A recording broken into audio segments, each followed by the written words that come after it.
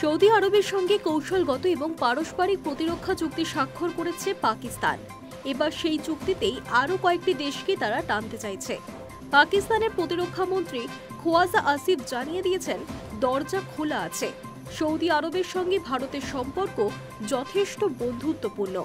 পাকিস্তানের প্রধানমন্ত্রী শেহবাজ শরীফ সে দেশের যুবরাজ মোহাম্মদ বিন সালমানের সঙ্গে দেখা করে গত বুধবার যে প্রতিরক্ষা চুক্তিতে স্বাক্ষর করেছেন তার শর্ত অনুযায়ী কোনো একটি দেশ অন্য কোনো দেশের আগ্রাসনের শিকার হলে তা উভয় দেশের উপরই আঘাত হিসেবে বিবেচনা করা হবে। বিশেষজ্ঞদের অনেকে মনে করছেন, এই চুক্তির ফলে ভারতের সমস্যা হতে পারে। আরও দেশ পাকিস্তানের সঙ্গে এই প্রতিরক্ষা চুক্তিতে প্রবেশ করলে তা নয়াদিল্লির উদ্বেগের কারণ হবে বলেই তাদের মত। সৌদি পাক প্রতিরক্ষা চুক্তির পর পাকিস্তানের প্রতিরক্ষা মন্ত্রী সে দেশের সংবাদ মাধ্যমে জিও নিউজকে একটি সাক্ষাৎকার দিয়েছেন। সেখানে তাকে প্রশ্ন করা হয়েছিল, আরও দেশ সৌদি পাক চুক্তির সঙ্গে যুক্ত হতে পারে কিনা। বিশেষত আরব দেশগুলির কথা উল্লেখ করা হয়েছিল। পাক মন্ত্রী বলেন, এখনই এই প্রশ্নের উত্তর দিতে পারছি না, তবে এটুকু বলতে পারি, দরজা কারোর জন্য বন্ধ নেই। মুসলিম প্রধান দেশগুলির নিরাপত্তার কথা উল্লেখ করে আসিফ আরও বলেন, নিজেদের এলাকা, দেশ এবং জাতিকে রক্ষা করা যে কোনো রাষ্ট্র ও তার জনগণের, বিশেষত মুসলিম জনগোষ্ঠীর মৌলিক অধিকার বলে আমি মনে করি।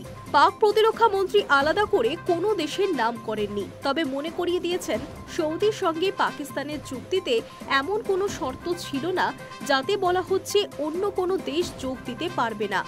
পাকিস্তান অনুরূপ চুক্তি অন্য আর কোনো দেশের সঙ্গে আলাদা করে স্বাক্ষর করতে পারবে না, এমন কথাও কোথাও বলা নেই।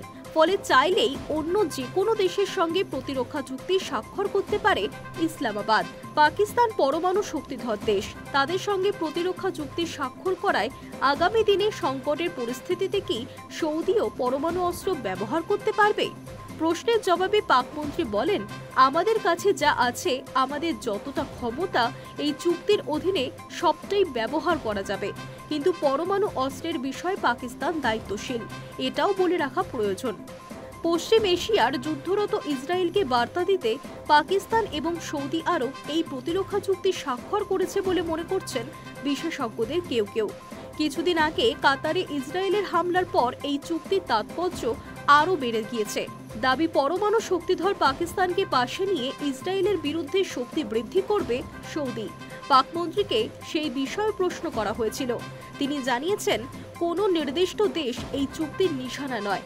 সংকটের পরিস্থিতিতে একে অপরের পাশে থাকাই লক্ষ্য। যৌথভাবে যে কোনো আগ্রাসনের মোকাবিলা করা হবে। সৌদি পাক চুক্তি নিয়ে বৃহস্পতিবার সকালেই বিবৃতি দিয়ে ভারতের বিদেশ মন্ত্রক জানিয়েছে, এই বিষয়ে তারা অবগত।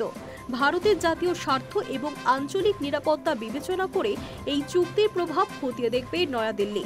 প্রাথমিকভাবে সৌদি পাক চুক্তির শর্ত শুনে ভারত নিয়ে অনেকে উদ্বিগ্ন হলেও বিশেষজ্ঞদের অনেকেরই ধারণা, ভারতের সঙ্গে এত সহজে বিবাদে জড়াতে চাইবে না সৌদি। সংবাদ সংস্থা রয়টার্সের এই সংক্রান্ত প্রশ্নের উত্তরে সতর্ক জবাব দিয়েছেন সে দেশের আধিকারিক। মেনে নিয়েছেন, ভারত এবং পাকিস্তানের মধ্যে ভারসাম্য বজায় রেখে চলতে হবে তাদের। নাম প্রকাশে অনিচ্ছুক সৌদির ওই আধিকারিক জানিয়েছেন, নির্দিষ্ট কোনো দেশ অথবা নির্দিষ্ট কোনো ঘটনার জবাব দিতে সৌদি পাক প্রতিরক্ষা চুক্তি স্বাক্ষরিত হয়নি। ভারতের সঙ্গে আমাদের সম্পর্ক অনেক দৃঢ় হয়েছে। আগামী দিনে এই সম্পর্কের বাঁধন যাতে আরও শক্ত হয়, আঞ্চলিক শান্তি যাতে বজায় থাকে, আমরা সেই চেষ্টাই করব। Hi news network.